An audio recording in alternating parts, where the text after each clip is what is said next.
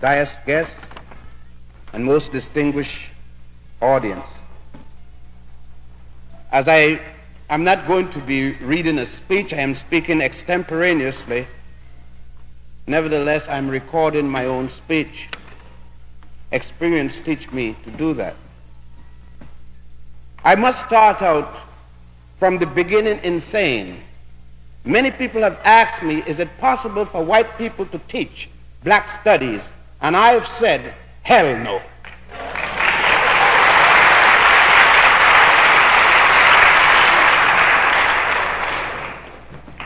A man's history is not just some dates and names written down. History has emotion in it. And history is interpretation of events passed by. No white man can interpret my history for me, just as no Irishman will accept the interpretation of Irish history by an Englishman.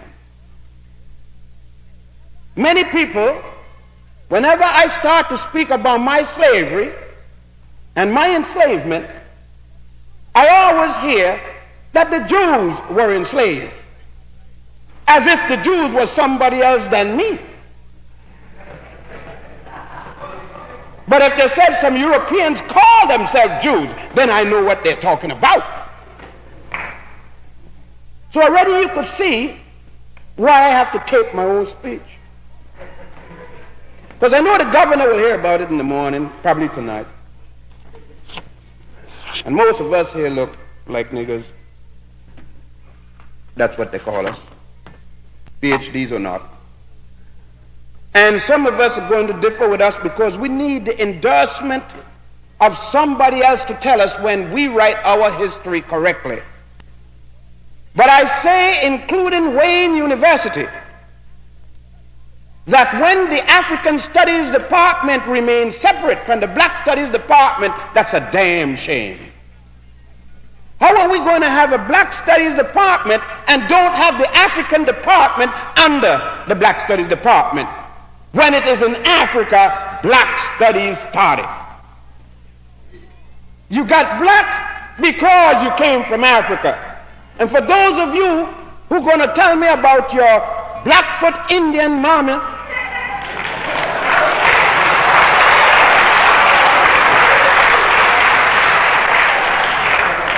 and your salmon-skinned French papa, I want you to know that you don't get discriminated because you came from German stock, but you get discriminated when they can see the least little tip of Africa jumping out you know what.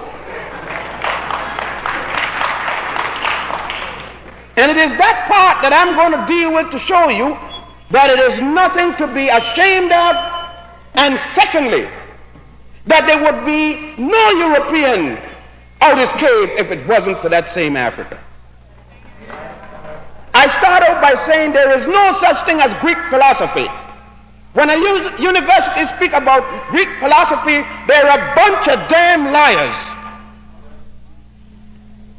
And it goes to anyone that would say, anyone, black or white, that would say there's such a thing as Greek philosophy, then I say that sucker didn't read. Who are the so-called Greek philosophers, and when did they start with Greek philosophy? The first of the Greeks that we're to hear of that's supposed to have had any kind of education is Homer. And we're to hear of African civilizations, and that's using that word with quotation marks, thousands of years before there was a Greece. Even before that land was called Pyrrhus, Pyrrhs. We are told that there was some guy called Hippocrates, and he was the father of medicine. How the hell could Hippocrates be the father of medicine? And we find him taking an oath to Imhotep, the great African whom he called Escalipsus. Imhotep lived more than 2,000 years before the birth of Hippocrates. And yet, Hippocrates is the father of medicine. The same damn nonsense we heard again with Herodotus. Herodotus, they say, is the father of history. How could he be the father of history? And the first time we hear of Herodotus, he's on his way going to Egypt to get his education in history. And that's 457 before the boy named Jesus. We get to him in a minute.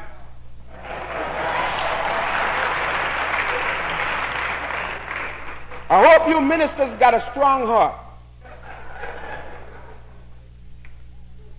But that same Herodotus, the professors in the various university quotes, but they do not quote Herodotus book 2, because Herodotus book 2 states this, and I am going to quote.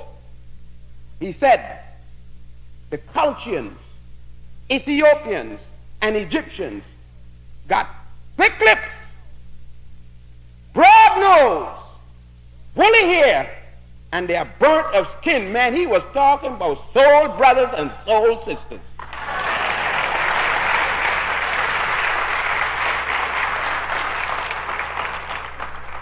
He was talking about northern Africa, Egypt in particular, Ethiopia, and culture. And culture was what is today called the Middle East, where Israel and Syria is today. Socrates was tried and he committed suicide. They didn't try him for teaching Greek philosophy. They tried him for teaching a foreign philosophy and corrupting the minds of the minor with the things that he had learned from the Africans. The Africans blew his mind.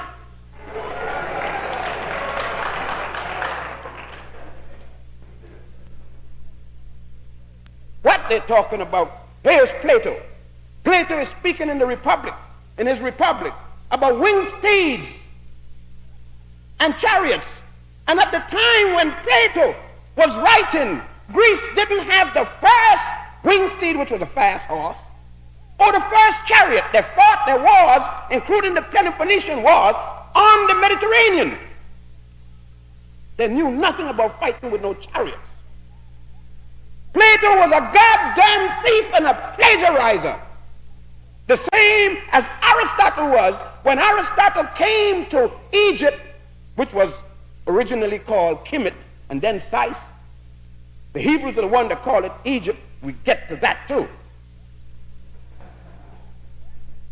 And when Aristotle came with Alexander in 332 before Christ, General Sutter, who later called himself Ptolemy I, after the death of Alexander, declared himself as such and had Aristotle to sack the library at the Grand Lodge of Luxor and all of the other repository of learning in Egypt.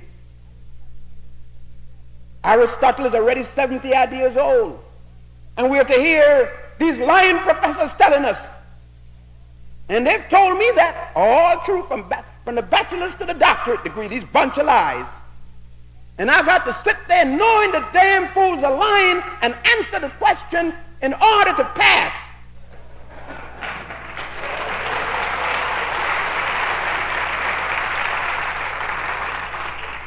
Man, I'm not sorry young black people blowing up these damn buildings when they tell them that junk.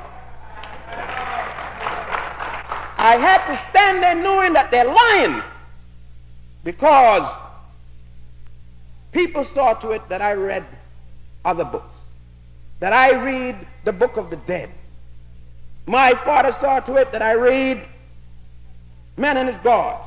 My father saw to it that I read the Osirian drama, the Papyrus of Andy. Those things that I'm naming to you exist before there was the first Jew in the world, before Adam and Eve was made by man.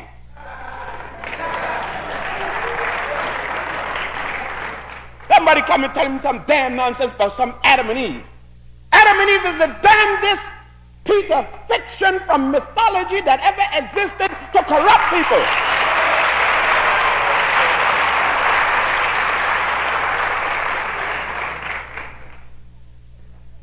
Same type of thing that told you, and you go to church every day to hear some chicken-licking minister get up there telling you some damn nonsense about some guy named H.I.M. That H.I.M. watched his uncle's nakedness in the ark, and God got angry and turned people black because of that. In other words, that same thing is saying that there were no black people until H.I.M. stared at his uncle's nakedness. Now, if H.I.M. is in the boat with his uncle and his aunt, and he's going to waste time to stare at his uncle and his aunt is there, he's a jackass and a faggot.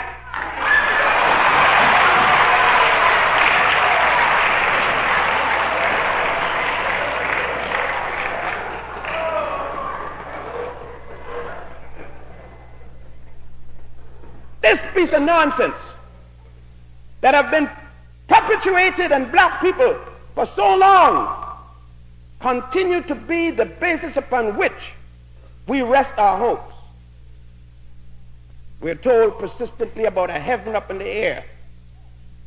And when the Book of the Dead, the ancient papyrus of Ani, tells us that heaven, which they call the netherworld, is down.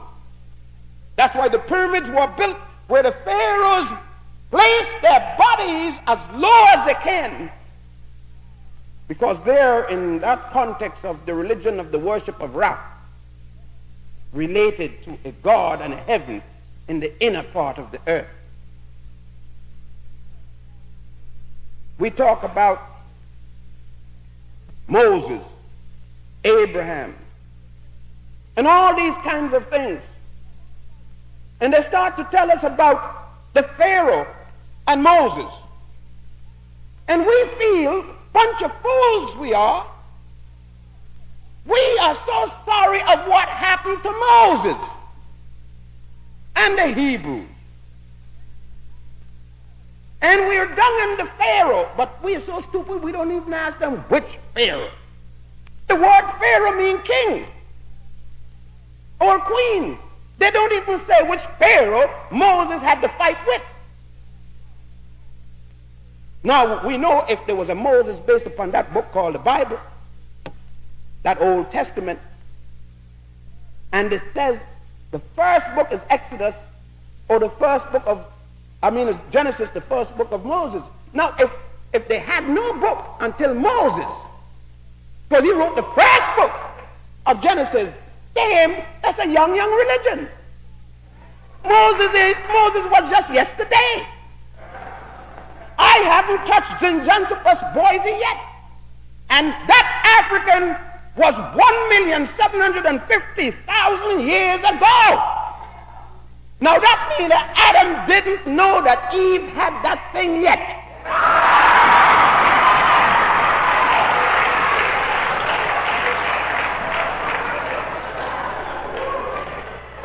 Look at that stupid Adam.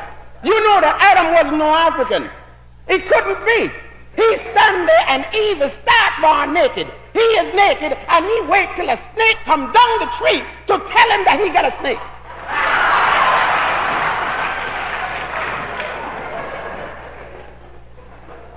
Man, and that's some, and I bet they were talking that nonsense all day long today.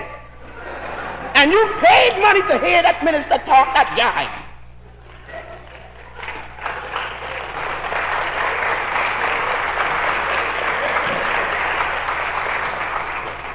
Now, going back to this Ramsey and this Moses business. In the first place, you don't understand that Moses and Ramesses are two Africans. This whole damn thing is taking place in Africa. Egypt is still in Africa. I know that you may think it's in Washington with Dick Nixon, but it isn't there. Egypt is on the continent of Africa. Mount Sinai is still in Africa.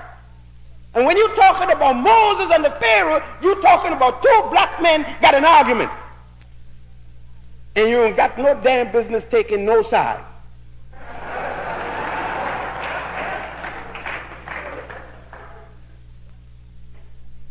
But if you got to take a side and you say you believe in the Bible, then you got to take the Pharaoh side.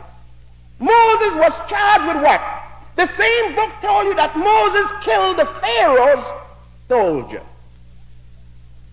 Now you're talking about law and order. And Moses broke the law. He killed the Pharaoh soldier. But whose law? God didn't give Moses no the 10 Commandments on Mount Sinai yet. And yet there's a law against murder. Somebody lying. Because they said that the 10 Commandments came when God gave Moses the 10 Commandments on Mount Sinai. That's a damn lie. There were laws against stealing before Moses reached Mount Sinai. Before Moses' mama, great-grandmother, 10 times removed, there were laws against stealing.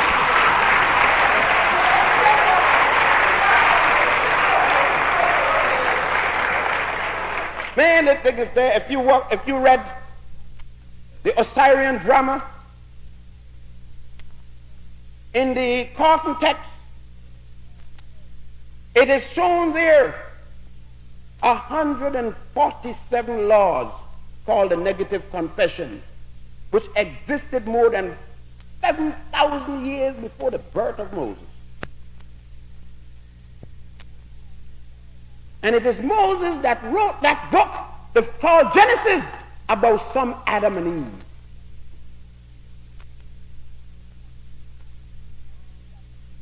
We find that Ramesses II, who Moses is supposed to have the argument, reigned in the year 1298 to 1232 before Christ. That would make them quite young people when you're talking about African history. And we continue to talk about African history, and we start with North Africa. African history didn't start in North Africa. It started around the Great Lakes of Africa. That's the Central East Africa. The pyramids got larger and larger as you went north and when you went south. From Mwanza, Nyanza. This last name that I just called Mwanza, Nyanza. You know it. Named after a corrupted English reprobate called a queen, Victoria. Who the hell give Victoria a lake in Africa? To name a lake after that wench. Victoria was worse than Adolf Hitler. She had more Africans killed than Hitler dreamt of that they were Jews. But no, you get white professors who tell you in the school, you got to answer it different. You got to answer that the British brought civilization to the Africans.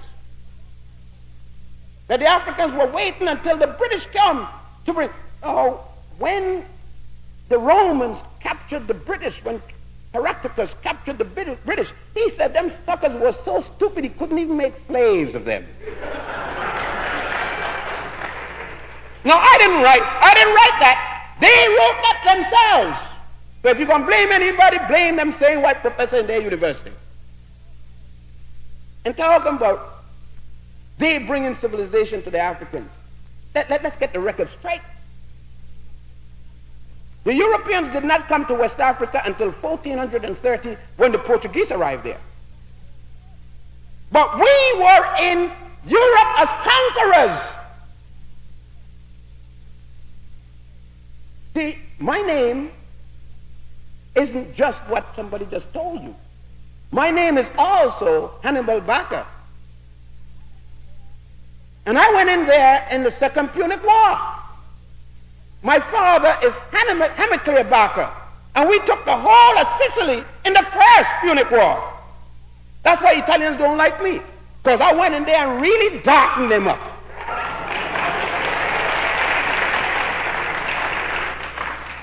Oh, I got more names than that. My name is Tariq. And I went into the whole Iberian Peninsula in the year 711 with 100,000 black soldiers. All the way up to France and locked up with Charlemagne. And he and I had it out. And I stood there until 1485 The last of my people been driven out of Granada, Spain for over 700 years. And I carried I taught the European to take a common bath.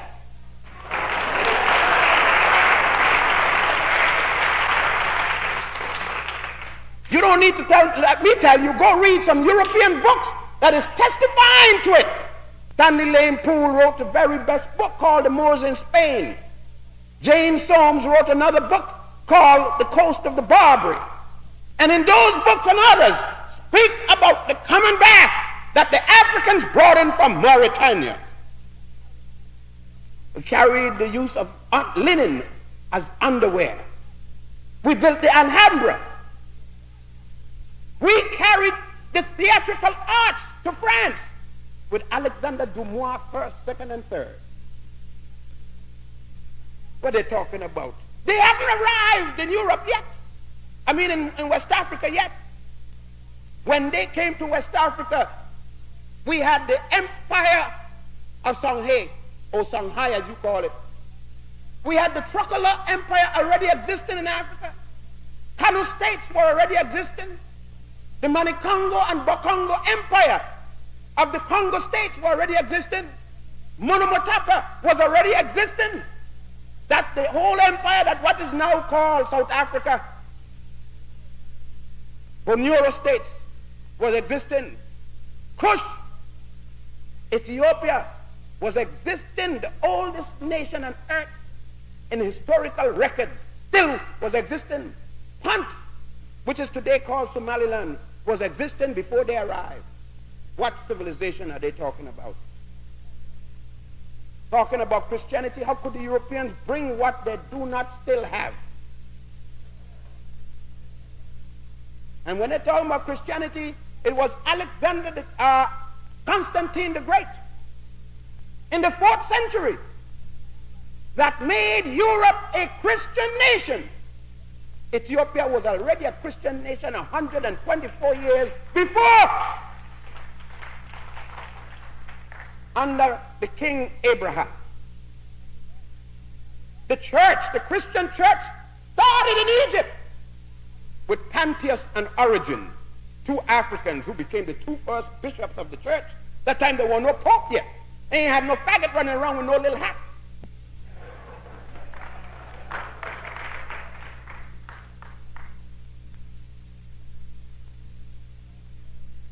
Who made the church, the Christian church? Black people running around have a Jesus Christ in a black church, a blonde Jesus Christ, a blonde Mary, a blonde Joseph, blonde disciples, a blonde dog underneath the table in a black church. That part of the world that Jesus came from don't produce no blonde.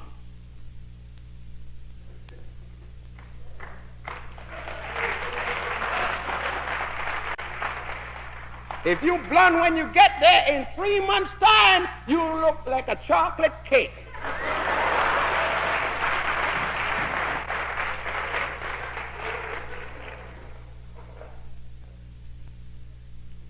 Let me tell you, it was Augustine, an African, called St. Augustine today. Cyprian, another African. Augustine was from Numidia, Cyprian was from Carthage, and Tertullian, another African. And only one of those 3 Africans ever left Africa, and that was Augustine, and he left to teach in Milan and Rome for 1 year. Augustine is the fellow that wrote the Holy City of God on Christian doctrines and the Confessions. He describes himself in the Confessions, who he is. Described himself as an African, his mother Monica and his father Petricus, who were Mantians, the religion of the Mantians. Augustine is the one that brought libations into the even religion. Then these 3 black women that give Christianity their first martyrs. 3 black women, 3 African women, Felicita, Mimpano, and Perpetua. The North African church existed long before there was a church in Rome. This damn nonsense about Peter built a church in Rome. Man, these crackers can lie.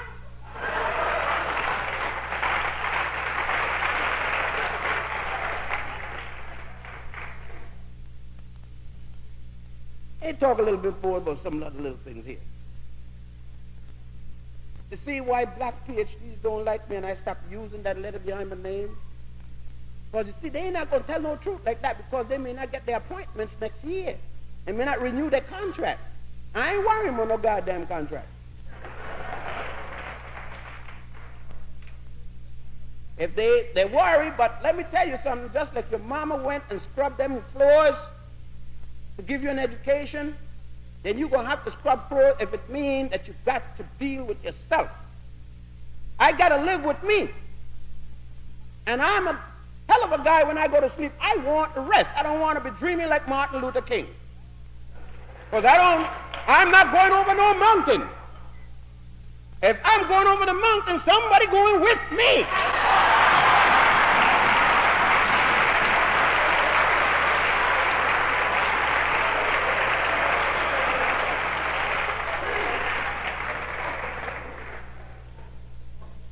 I'm the most violent, non-violent creature you have ever seen. You mess with my woman or my money, and you see how non-violent I could be.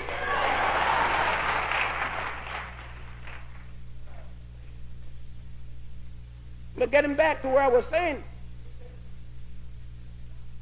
we've got to understand, basically, that the Tarzan and Jane movies will still continue. We should be able to burn theaters down the public that still show that junk to our children. Because Munamatapa, the southernmost tip of Africa, when the Portuguese Bartolomeu Dias came there in 1486, he met the Africans there, and he wrote about them in the logs of his ship, and he described them as people wearing and bedecked with jewels, the eyes the European have never seen. As late as the 17th century, we find Leo Frobenius, the German historian, speaking in terms of the people of West Africa. And I quote him, "Now, for leagues and leagues, you can see men, women, and children sitting on hassocks made of silk and velvet, their horses with bridles of gold and sapphire, studded with emeralds, the likes you have never seen." Now, this is the European way back there describing the West Africa he met when he arrived there.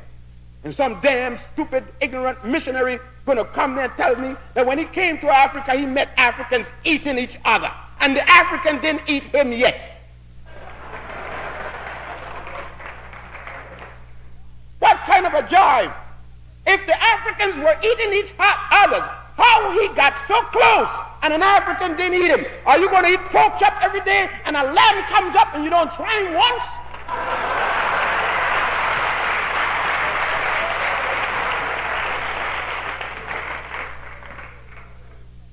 No, but always remember, when I started out, I said that no white man could teach black history, because history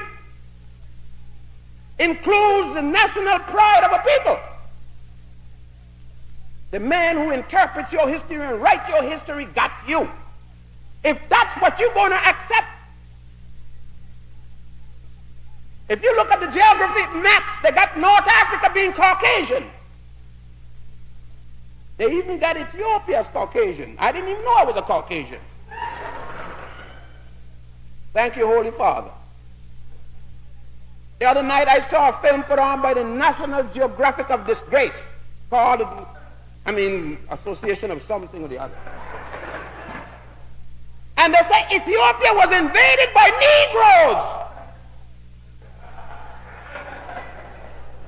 Negroes. You should see that thing if they play it again. The man that put that thing on must have diarrhea supreme.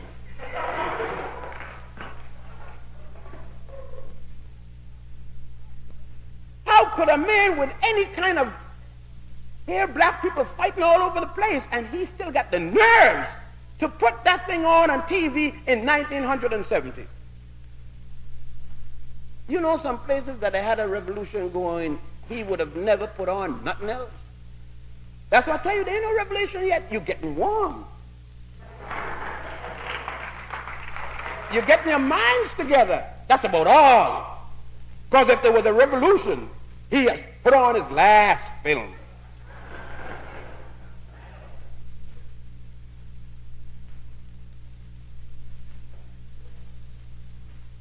Now, why is it that they have to make North Africa and East Africa Caucasian? Because Zinzanthropus boise, Boskop man, you get it? Zimbabwe man, which they call Rhodesia man. Something talk about that. Who the hell was Rhodes to name a country in Africa Rhodesia? Can you imagine the Jews naming a country, naming Israel out of Hitler land? Cecil Rhodes was worse than Adolf Hitler. Cecil Rhodes, Winston Churchill, may God bless his damn soul in the grave, and may it never come up. May God connect the north side, the sewer system, to his grave.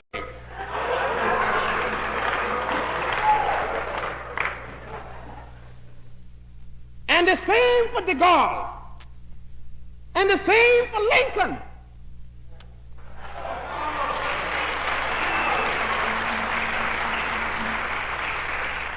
And we could put Washington in the grave too.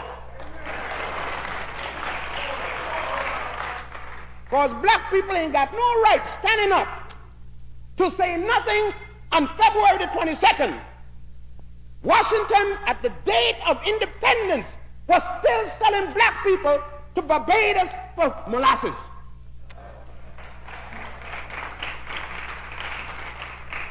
Every man that signed the Declaration of Independence was a slaveholder, including Thomas Jefferson. When the flag went up, it did not go up for black people. It went up for one Englishman fighting another Englishman. It went up for the English in America. By that time, they had all but exterminated the indigenous people they call Indians. Cecil Rhodes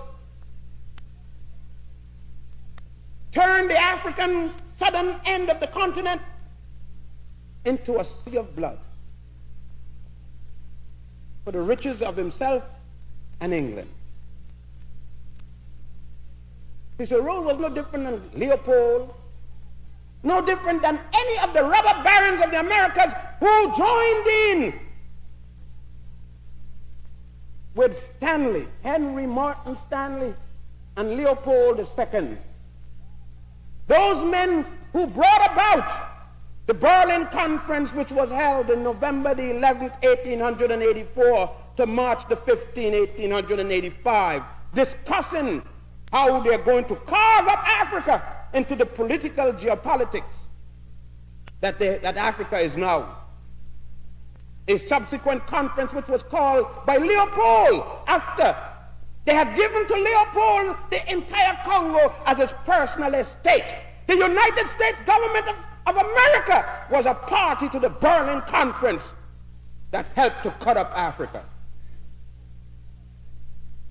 And when we talk about the church, and when I talk, you may figure that why is he so angry? He is so emotional. Any black person that don't have no emotion, you're damn dead.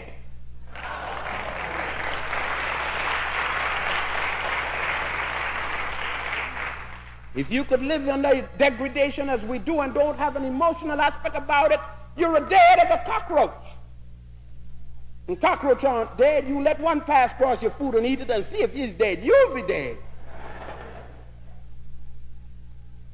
I don't have no use for European Christianity because it was a European bishop by the name of Bartholomew Las Casas in the year 1503 who joined in with Pope Martin V to bring Africans who were then in Spain after they had lost their power to the island of Haiti, which they call Hispaniola, and for the first time established chattel slavery.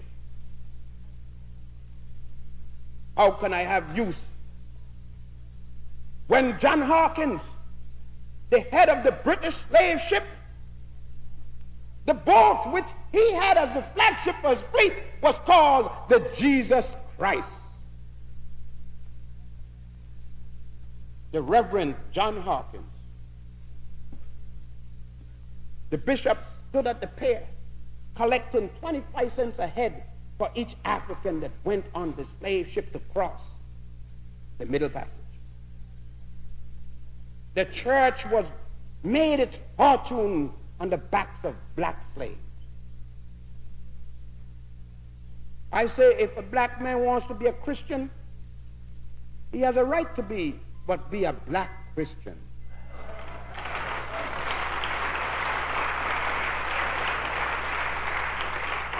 With a black Mary and a black Jesus. Don't tell me about no God, then Jesus didn't have no color. If he didn't have no color, how the hell they saw him? And Mary was no virgin. Ain't no damn way no virgin gonna get pregnant by an angel that ain't got a penis.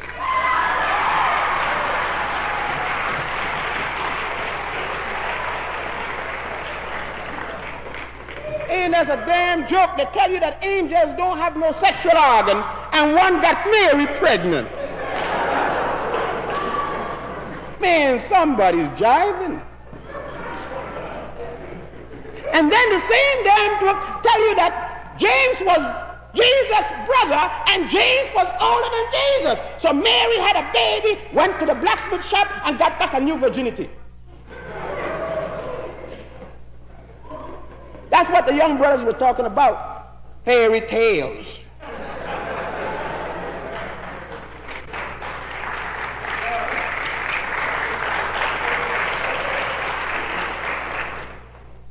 And brothers, don't worry about it. When you say son of a bitch and things like that, everybody here know what you mean. If they don't know, they're son of bitches.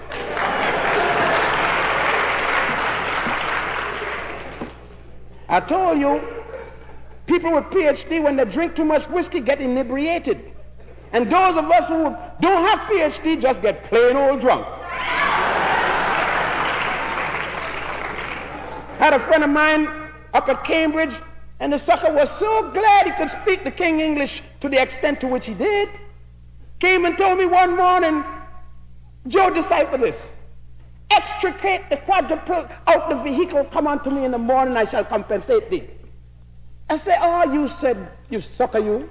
Is that I must take out a goddamn horse out the carriage and come in the morning, you're going to pay me for it. I says, if I take the car out the horse tonight, you're going to pay or you're going to die. See, now all that nonsense about extricate the quadruple out the vehicle. Huh? Now that's a brother that's trying to show off his training. There's a difference between being trained and being educated.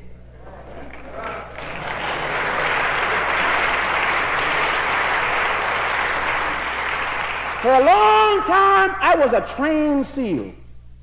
Man, I believed that all them degrees and paper and whatnot was a lot until my father caught hold of me one day. And he said to me, son, I got to talk to you because I sent you to school, but you're not, isn't that what I sent you for? You something wrong. You didn't come back the right way, son. He said, let's sit down here. Let's talk. You know, my father and I always had a conversation. We never had an argument. My father believed in modern way of bringing up his children. When I argue with him, I find myself flat on the ground with blood in my mouth. I was modern. So I got the message that you don't argue with the man who paying the rent in the house. And so my father said, sit down, son, and with all the degrees and things, I sat down, realizing the situation if I didn't. And he says, son, contemplate on this a little. He says, son, the man that gave out the first degree, what did he have? Man, Dad walked out the room, he didn't wait no more.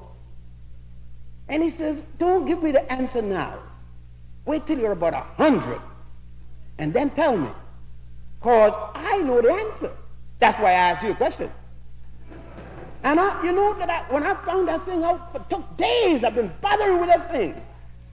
And I found out that the man that set up the rules for the degree had none.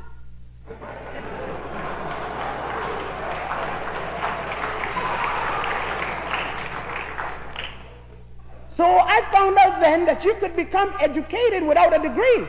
But going through the formalized education is an easier way. It's not the only way. Because most of the PhDs I know need to go to first grade and come up again. Because they look no different to me than trained seals. What good if you get all that training and you cannot apply it to your individual situation? What good is it if you go to an institution where you're one of 3 black students out of 40,000 and you come trying to implement a white society value into a black one? What good? I see a bunch of black ministers talking some damn nonsense about illegitimate children. That sucker should be shot with doo-doo.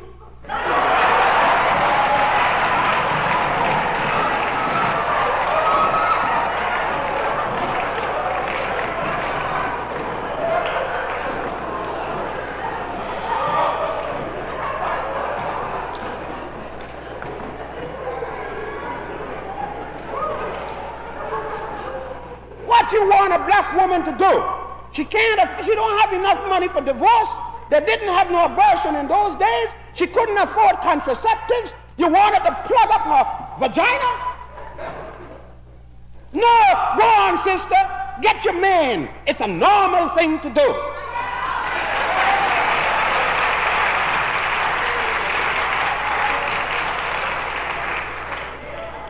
You're going to be some Puritan. The Puritans came here and all mess up the Indians with that jive. Ain't nothing wrong with sex. That guy Paul,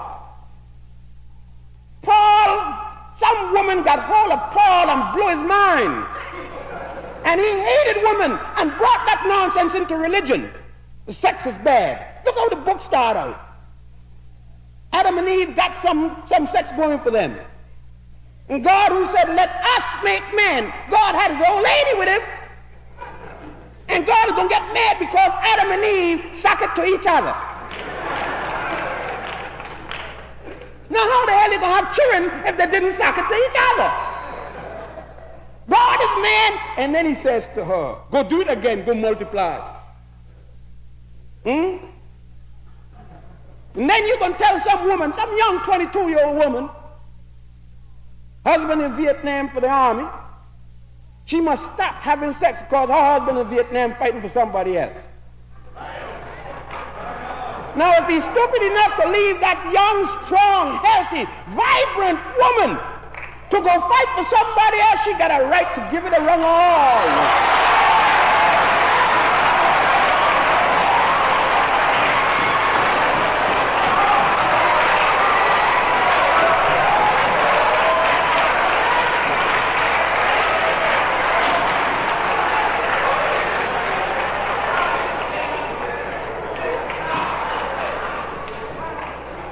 Man, we got to come up with some standards and values of our own. We've got to establish values of our own. Northwestern University, Harvard University got no right setting no values for black people. They don't know how we think.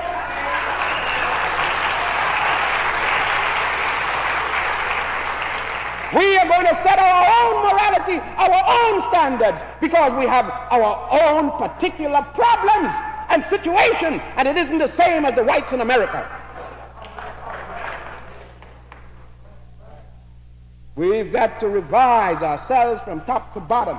The revolution means cultural as well as physical, as well as mental, as well as spiritual, philosophically and otherwise.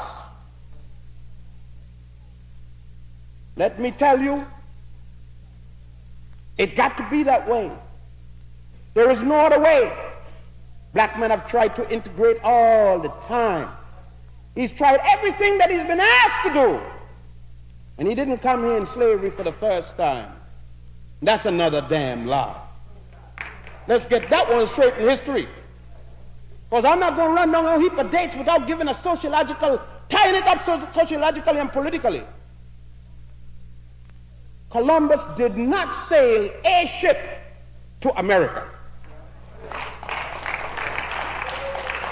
I I read Spanish history and I read Spanish, and I spent 2 years in the University of Barcelona and read Spanish history. How the hell could Columbus discover America when the textbook tell you that he was locked up in the bridge? There was a mutiny. The same textbook tell you how the sucker's been locked up in the brigs, and he still discover America. How you gonna be? If you lock up in the brigs in the hole, you can't be sailing the ship at the same time. Pietro Alonso Nino, the captain of the Santa Maria, who was the admiral of the Moorish Navy when the Moors still ruled Spain, which was up to 7 years before Columbus was given the ship. He was in charge of it, with Pedro Alonso Nino in charge of the navigation. And Columbus, number one, could not discover America. Can you imagine the Indians sitting down, watching them coming in, discovering them?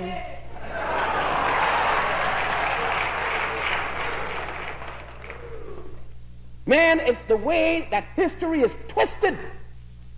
Cortez comes to the Aztec country, which is now called Mexico. He doesn't understand the high culture the people had developed with their own pyramids, and he destroyed it. Juan Pizarro comes to the Incas in Peru, meet a high culture, doesn't understand it, he destroyed it. And they talk about bringing civilization. How can you bring civilization and you exterminate nations of people? What kind of civilization are you referring to? We look and examine the Africans. They can't let us even read it. They can't even teach us European history correctly because we would find too many Africans in there.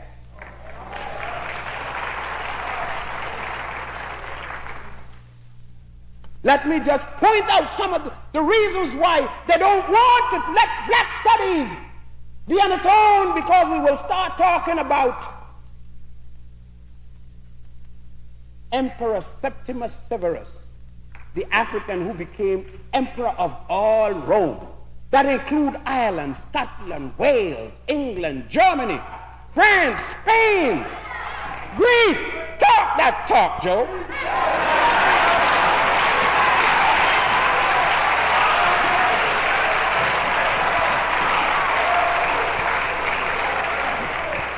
Yeah, I'm emotional because when I was small in school, even in Ethiopia, them Englishmen got in there and didn't let me know my history.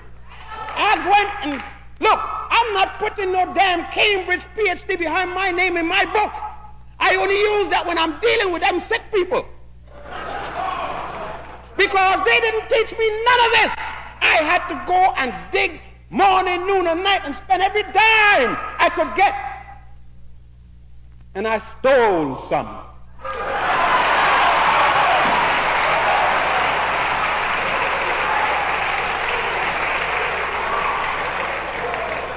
And if I get in the bank in Michigan, I will steal more. I have no scruples. 40 acres and a mule don't pay me for the slavery, the enslavement of my ancestors. That's no promise for me. You can never pay. Fort Knox, it only got the beginning of what they owe me. I don't know what they owe you.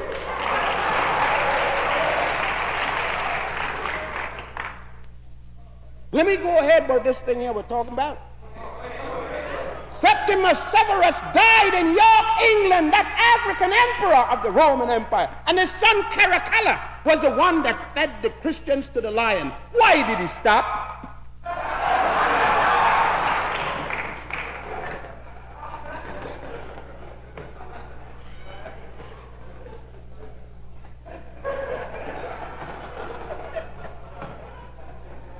Man, look, I'm going to run you down something here. Two little things going to show you why they can't let you control this history book.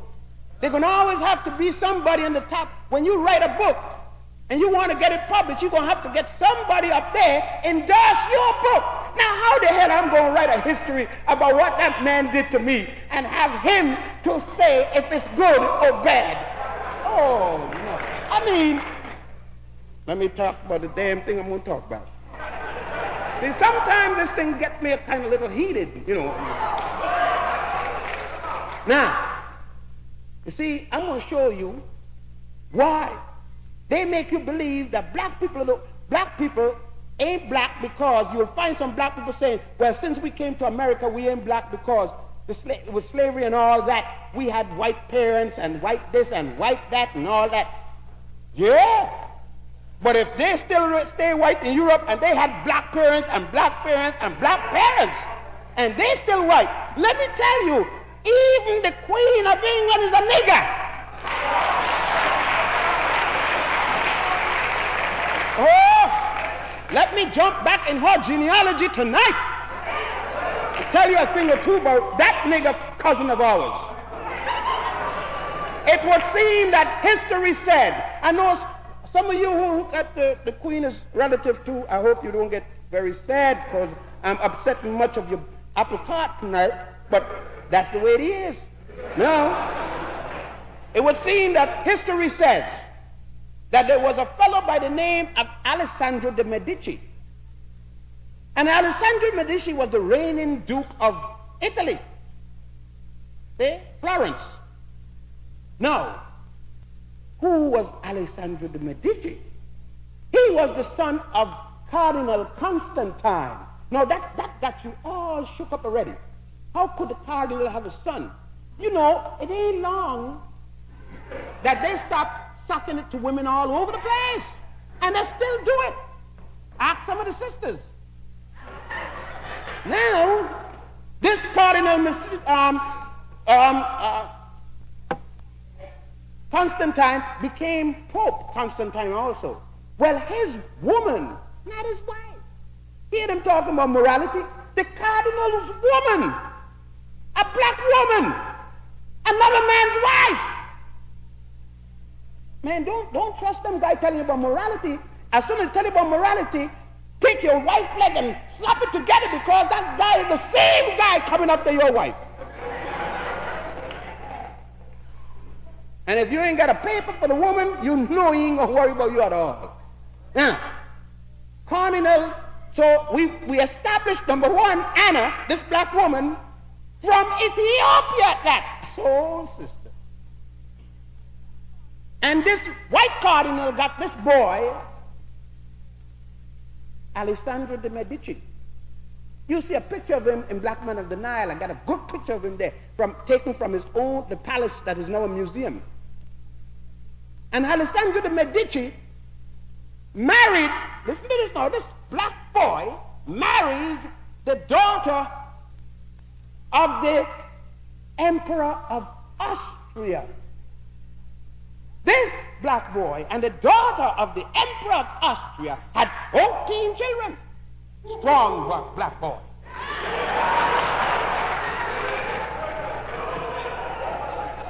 Since we're talking about that, and you girls clap your hand when I said that, I got 9 and more to go. Now, one of those girls became the Queen of France. Now, you know, there wasn't only one black queen in France, you know.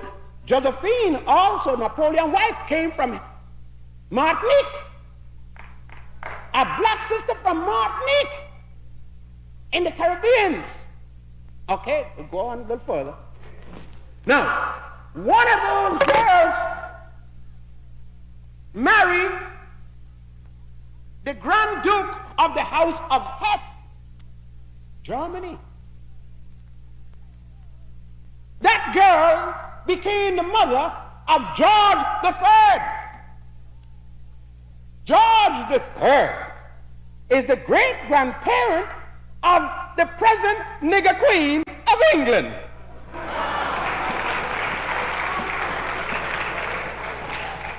We got our family in the strangest places. I think Dick Nixon better check his record very close.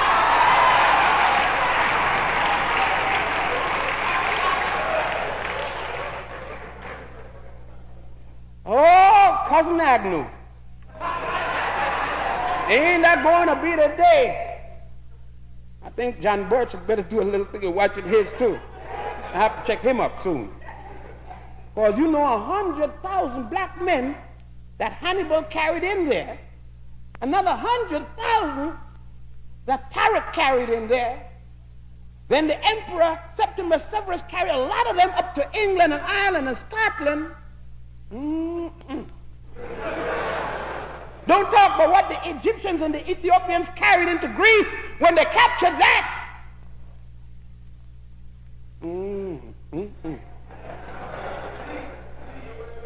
It's a strange history book. Well, now you may say that's England, but they ain't white. Well, let's go a little higher up to Sweden. See, I like to deal with, when you're dealing with something, you go right where the nitty-gritty is. See what I mean? That's what the sister said. Don't play if you're going to do something. Do it. Playing around. Next thing you know, I'm going to have to go out in the street and get things straight. Well, before she got to get things straight, let's play a little more. It would seem again that Napoleon Bonaparte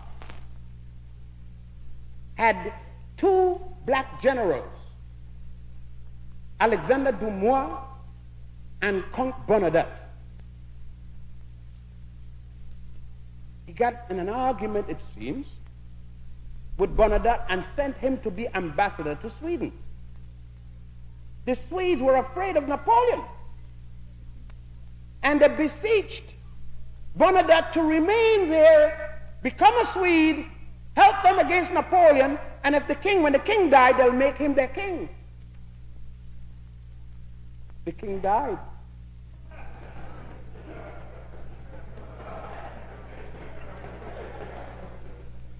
The king had no heirs.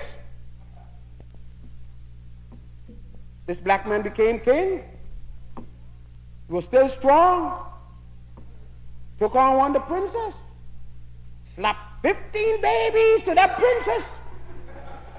And them children are still on the throne. Man, Lord, we even got blonde niggas. Well. It would seem, that history had played some very serious tricks. And those of us, yet the Europeans maintain that they are Caucasians.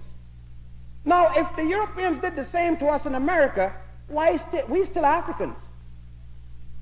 You know what I mean?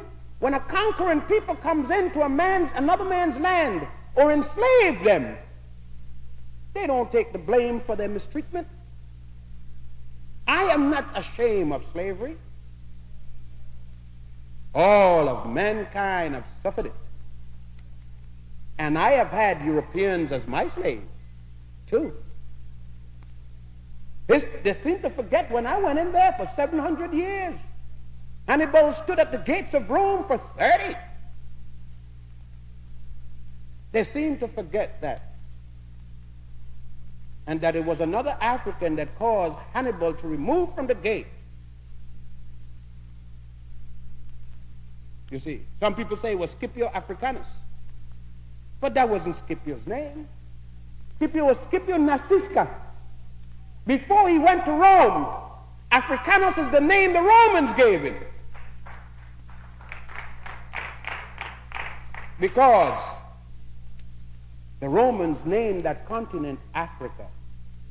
Not the indigenous people, they call it Alkebulan. That country was called Ethiopia by the Greeks. Ortegia, Oceania, Hesperia. Those are all the different names the Greeks called it. You see, I haven't spoken about Ghana and Mali and all those things because that's what everybody who's talking about African history comes up and tell you. It's the usual thing. It sounds like a broken record. Because they want you to believe that only in West Africa you were. Another thing, they tell you that you only came from West Africa. That's a damn lie. You came from all over Africa.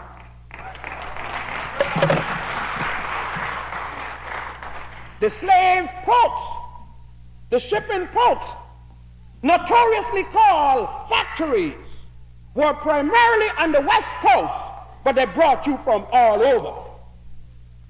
And those of us who gone Muslim crazy, let me talk to you about that. You've gone from the fire to the frying pan. You mean you're going to still get your behind burnt, maybe a little slower. The Arabs enslaved the Africans before the Europeans did. In 640, the year 18 of the Hegira, and the Hegira means nothing more than the year Muhammad fled Mecca to the oasis of Yathrib, and had to call upon the emperor of Ethiopia to save him, and send and tell the emperor, don't forget that my grandfather is an Ethiopian. And it was another Ethiopian that made Islam what it is, not Muhammad. Muhammad couldn't read and write. From the day he was born until the day he died.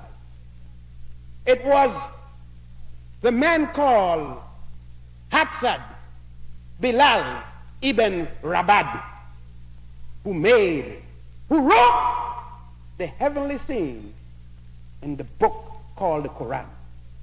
Al-Hadith wrote most of its poems, and not a black man. It was that same Bilal became the first Muezzin, head of the embassies, treasurer of Islam, who served not only Muhammad, but Abu Bakr and Umar the Great, who died at 112 years old. Yeah. You join in religion again without knowing the history of the religion. What good is the Bible without the history behind it? That goes for the Quran and the Torah or any religion. If you don't know the history of your religion, you're nothing but a damn fool in the religion.